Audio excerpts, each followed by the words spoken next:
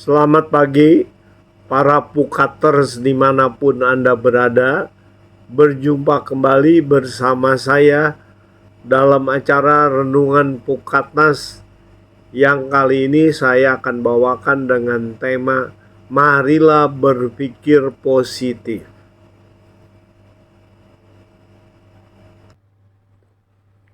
Rekan pria Katolik, dalam kehidupan sehari-hari, kita seringkali menghadapi berbagai masalah, tantangan dalam hidup kita yang kadang-kadang mengganggu pikiran kita. Tidak jarang masalah tersebut membuat kita menjadi stres, cemas, bahkan putus asa. Namun sebagai orang percaya, kita diajarkan untuk selalu memiliki pikiran yang positif dan mengandalkan Tuhan dalam segala hal. Mengucap syukurlah dalam segala hal. Sebab itulah yang dikehendaki Kristus di dalam Yesus Tuhan kita. Berpikir positif bukan berarti mengabaikan realitas atau berpura-pura bahwa masalah tidak ada. Melainkan kita melihat segala sesuatu melalui kacamata iman dan selalu berharap akan kebaikan Tuhan, akan peran serta Tuhan. Sebagai ayat pembuka, saya akan memperlihatkan Filipi bab 4 ayat 8 yang bunyinya demikian. Jadi akhirnya saudara-saudara, semua yang benar, semua yang mulia, semua yang adil, semua yang suci, semua yang manis, semua yang sedap didengar, semua yang disebut kebajikan dan patut dipuji, pikirkanlah semuanya itu. Ayat ini menegaskan betapa pentingnya kita menjaga pikiran agar selalu terarah pada hal-hal yang membangun.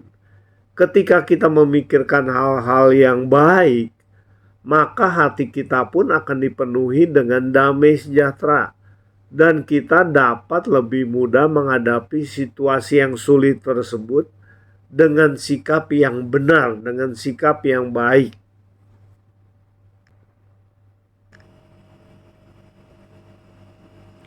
Sebaliknya, kalau kita selalu berpikir negatif, yang timbul dalam diri kita adalah ancaman. Nah, ancaman-ancaman tersebut adalah yang pertama, kita mengabaikan realitas, yaitu kita menjadi terlalu optimis dapat menyebabkan seseorang mengabaikan masalah yang ada dan membuatnya kita tidak siap menghadapi tantangan. Kita perlu berpikir positif tapi real, ya, realitas dalam hidup ini. Kedua, tekanan untuk selalu bahagia. Kita diminta cenderung untuk merasa harus selalu bersikap positif. Tapi ini juga kalau berlebihan dapat menyebabkan stres dan ketidakpuasanlah jika hal tersebut tidak tercapai. Jadi jangan menekankan sesuatu terlalu berlebihan.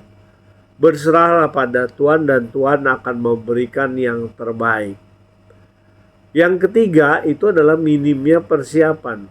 Berpikir positif membutuhkan persiapan yang cukup agar kita dapat menjadi kuat terhadap kegagalan yang akan kita hadapi. Keempat, kita mengabaikan emosi negatif.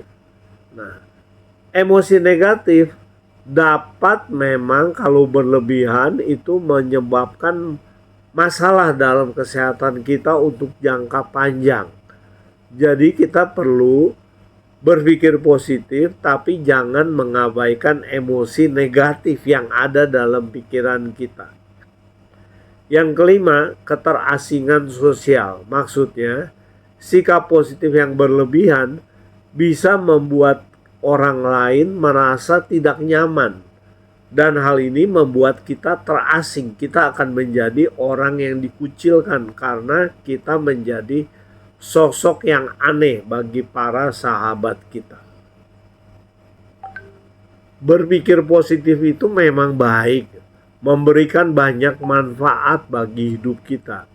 Tetapi ingat, kita juga tetap perlu realistis dan memperhatikan masyarakat sekeliling. Kita perlu menghadapi kenyataan dengan optimisme yang seimbang.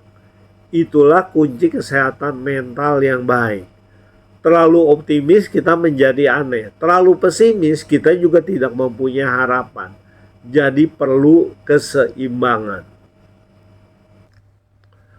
Dalam kaitannya dengan orang lain di sekitar kita, kita juga tetap perlu berpikir positif. Kenapa? Hal ini akan mengurangi konflik karena kita tidak mudah curiga. Wah, dia mah begini, dia mah begitu. Nah, kita tentu memang perlu hati-hati, tetapi kita juga percaya kepada Tuhan yang akan membimbing orang itu. Kita perlu berdoa untuk berpikir positif ini.